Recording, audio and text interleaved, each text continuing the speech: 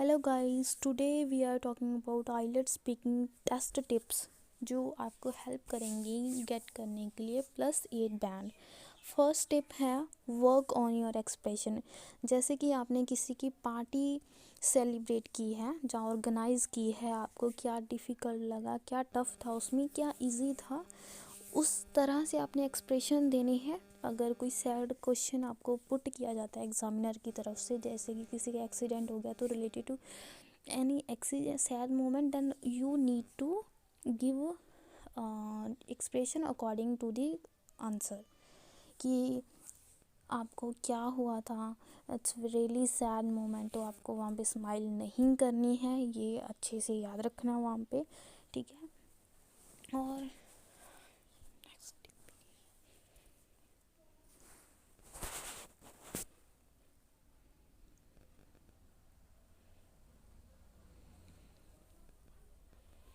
And in other tips हैं जो आपको बहुत हेल्प करेंगी, वो है डोंट मेमोराइज आंसर्स। आपको जैसे कि स्टूडेंट क्या करते हैं, वो यूट्यूब पे कोई वीडियो देखते हैं, या फिर उनकी क्लासेस में क्लासेस लेते हैं जो इंस्टीट्यूट से, वहाँ से कुछ आइडियाज़ वगैरह, या फिर उनकी तरफ से जो कम्प्लेक्स सेंटेंस हैं उनको सिखाए जाते हैं, वो गैप दी जाती है, तो वो ट्राई करते हैं कि उनको बोलते हैं वहाँ पे जहाँ पे वो स्टक हो जाते हैं। तो मेरे अकॉर्डिंग आपको क्या करना चाहिए, आपको जस्ट आइडिया लेना चाहिए, चाहे वो आप इंटरनेट से पढ़ रहे हैं, चाहे वो कोई यूट्यूब वीडियो देख रहे हैं, और आप अपने वर्डिंग में वो आंसर को वहाँ पे देना चाहिए आपको। ऐसे नहीं है कि आप यहाँ से याद करके चले गए, आप ट्राई करेंगे वहाँ पे वो सेम लाइन बोलना, वो वहाँ पे आप स्टक होते हैं। पहली बात, सम स्टूडेंट नर्वस होते हैं तो वो स्टक हो जाते हैं। एंड अनदर यूज़फुल टिप है कि डोंट यूज़ बिग और एंड अनफेमिलियर वर्ड्स। क्या करने हैं कि आपने बहुत ही ज़्यादा बिग और अनफेमिलियर वर्ड यूज़ नहीं करने हैं। अनफेमिलियर मीन्स कि जिसके साथ आप कंफर्टेबल नहीं है, जिसको आप अनाउंस करने में आपको दिक्कत आ रही है, आपको वो वर्ड नहीं इंक्लूड करने अपनी स्पीकिंग में। आप वही स्पीकिंग बोलें जिसमें आप कंफर्टेबल हैं, जिस वर्ड्स को आपको प्रोनाउंस करने में दिक्कत नहीं आ रही है, ठीक है। ऐसे नहीं करना कि बहुत ही अच्छी वोकैब ले ली और आप उसको वहाँ पे किसी भी लाइन पे इंक्लूड करके वो लग जाते हैं आप, तो वहाँ पे वो प्रोनाउंसिएशन पे इफ़ेक्ट पड़ता ही है। एंड नेक्स्ट है use a range of grammatical structure. क्या करना है कि आप जितना बोल रहे हैं वो सिंपल हो, बेसिक हो, पर उसमें आपको ये पता हो कि मैंने कोई ग्रामेटिकल मिस्टेक नहीं की है, ठीक है। ऐसे नहीं, ज़रूरी नहीं होता कि आप बहुत ही ज़्यादा कम्प्लेक्स सेंटेंस ही बोलें। अगर आप बेसिक भी बोल रहे हैं, उसमें कोई ग्रामेटिकल मिस्टेक नहीं की है आपने, तो आपको आराम से 6+ या 6.5 आ ही जाते हैं, ठीक है।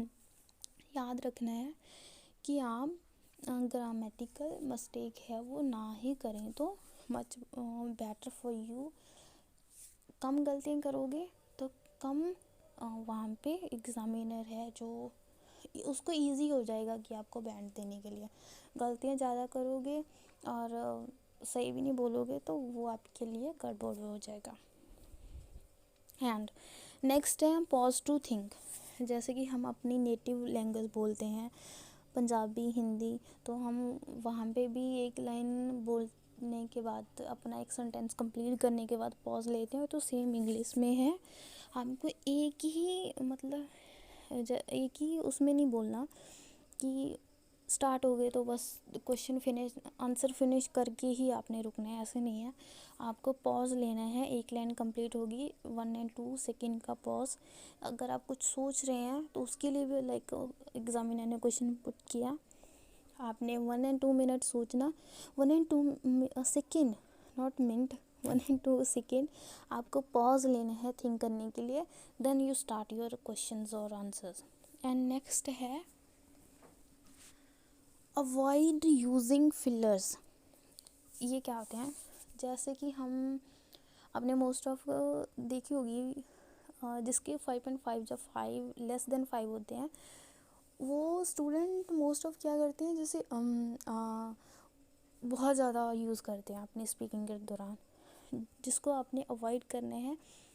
वो क्या करते हैं, जब वो सोचते हैं तो वो यूज़ करते हैं इट्स बेटर इसको यूज़ करने में आप साइलेंटली उस चीज़ को सोच लें और इसको अवॉइड करें, ठीक है। फिलर्स आपको यूज़ नहीं करने हैं, ये बहुत ही ज़्यादा इफ़ेक्ट पड़ता है आपकी स्पीकिंग पे।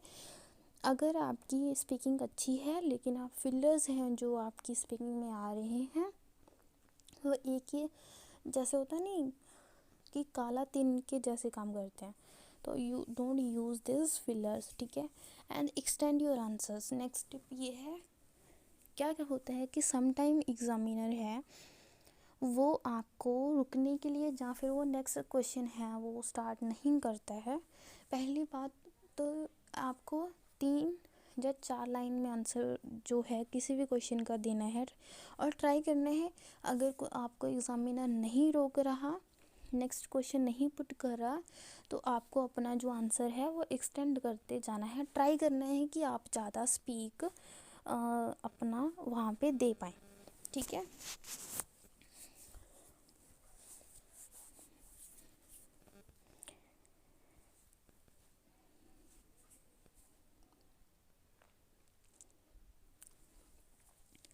एंड नेक्स्ट टिप है हमारी, don't worry about your accent.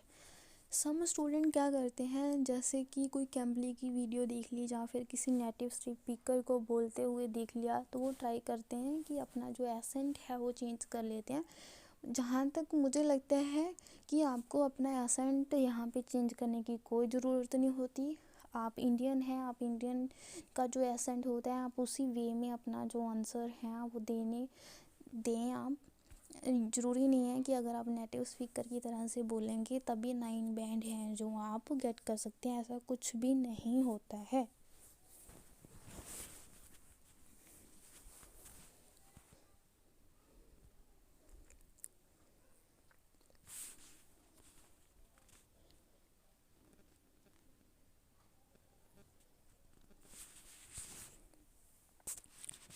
And don't speak in monotone.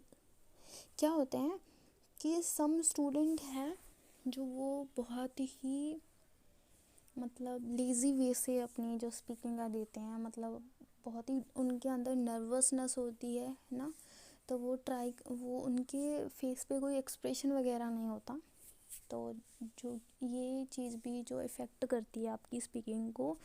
तो मेरे अकॉर्डिंग आपको, अगर आप नर्वस भी फील कर रहे हो, पहली बात ये आपको नर्वस फील करने की ज़रूरत नहीं है। वो कोई एलियन नहीं आ रहा आपकी स्पीकिंग लेने के लिए, इंसान ही है वो भी। तो अपने बी कंफर्टेबल विद देम, ठीक है। आपको बिल्कुल अच्छे से स्पीकिंग देनी है, डरना नहीं है। वो तो जो होना है वो होना ही है, ठीक है। लेकिन आपने अपना बेस्ट देना है। अब अपने फेस पे ये नहीं दिखाना कि आप नर्वस हो, अपने ठीक है। आपने पूरे एनर्जेटिक वे से अपनी जो स्पीकिंग है वो देनी है वहाँ पे। एंड स्माइल जो हेल्प करती है प्रोनाउंसिएशन के लिए, ठीक है। क्या करते हैं कि स्टूडेंट आंसर देते हैं लेकिन वो ऐसे उनका जो फेस है वो बिल्कुल ब्लैंक होता है। तो मुझे लगता है यहाँ तक कि जो स्माइल है हमारी वो बहुत ही हेल्प करती है जब हम कोई भी क्वेश्चन का आंसर दे देते हैं। लाइक वो होता नहीं, गार्निश करते हैं किसी भी हम डेकोरेट करते हैं, है ना। तो वो चीज़ होती है, जो स्माइल है हमारी स्पीकिंग को डेकोरेट करती है। तो मुझे लगता है जो स्माइल है आपको, जो आपके एक्सप्रेशंस हैं वो आपको देने चाहिए कहीं भी आप जाएं स्पीकिंग देने के लिए, चाहे वो आइलेट्स एग्ज़ाम की स्पीकिंग देने जा रहे हो, चाहे वो आप किसी इंटरव्यू के लिए जा रहे हो। स्माइल है, स्माइल के साथ आप ग्रीटिंग करें, टॉक करें, conversation is the best way with the smile. And next और फाइनल टिप है हमारी इमेजिनेशन। मुझे लगता है जो आइलेट्स स्पीकिंग टेस्ट है ये ऑल अबाउट इमेजिनेशन। अभी कुछ क्वेश्चंस ऐसे होते हैं हमें नहीं आते, लेकिन अगर हम उनको अपनी इमेजिनेशन के साथ सोचते हैं और उनका आंसर देते हैं तो we can achieve 7+ band easily. अगर किसी की इमेजिनेशन बहुत ही ज़्यादा अच्छी है तो मुझे लगता है कि उसको कहीं से कंटेंट है जो रीड करने की ज़रूरत है, ठीक है। अगर किसी की इमेजिनेशन अच्छी नहीं है तो with the help of reading books and films and you can read some article on the internet which are the helps you to enhance your imagination। आज के लिए ही इतना ही। Thanks for watching this video.